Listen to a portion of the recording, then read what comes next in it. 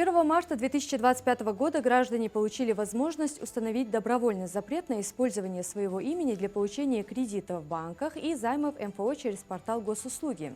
Для подачи заявления необходимо иметь подтвержденную учетную запись на портале и ИНН. Самозапрет можно установить на получение всех видов суд и займов, за исключением автокредитов, образовательных кредитов и ипотеки. Интерес к новой функции у граждан высок. Только за первые 10 дней марта более 5 миллионов россиян установили самозапрет по всей стране. Однако важно помнить о возможных мошеннических действиях.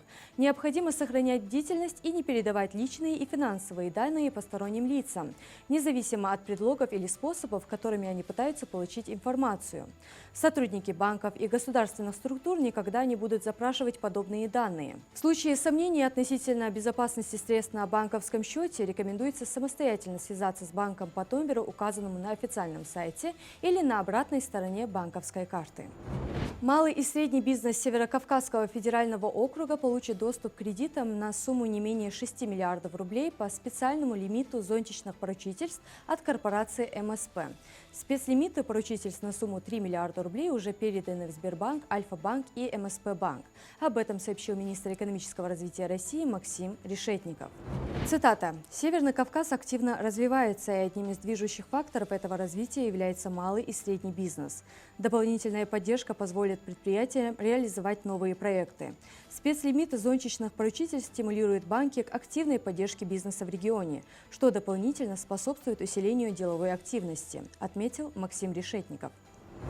Согласно данным Росстата, потребительские цены в феврале 2025 года увеличились на 10,6% по сравнению с февралем предыдущего года, а по сравнению с январем текущего года рост составил 0,81%. В предыдущем месяце инфляция составила 9,92%. В частности, в феврале цены на овощи и фрукты увеличились на 16% в годовом выражении, на хлеб и хлебобулочные изделия на 14,17%, на рыбу и морепродукты на 18,8%, на сливочное масло на 34,83%. По сравнению с январем цены больше всего возросли на картофель, виноград, помидоры, капусту, огурцы и бананы. Стоимость куриных яиц снизилась на 2%. Корпорация МСП представила новые продукты льготного лизингового финансирования для малого бизнеса. В 2025 году предприниматели из сферы обрабатывающей и легкой промышленности, а также из новых регионов смогут получить не менее 3 миллиардов рублей под ставками 6 и 8% на приобретение нового оборудования. В общей сложности до 2030 года малый бизнес получит не менее 18 миллиардов рублей льготного лизингового финансирования в рамках федерального проекта «Малое и среднее предпринимательство и поддержка индивидуальной предпринимательской инициативы». Заявки можно подать на цифровой платформе msp.rf. Оператором программы выступает дочерняя компания корпорации МСП «МСП Лизинг».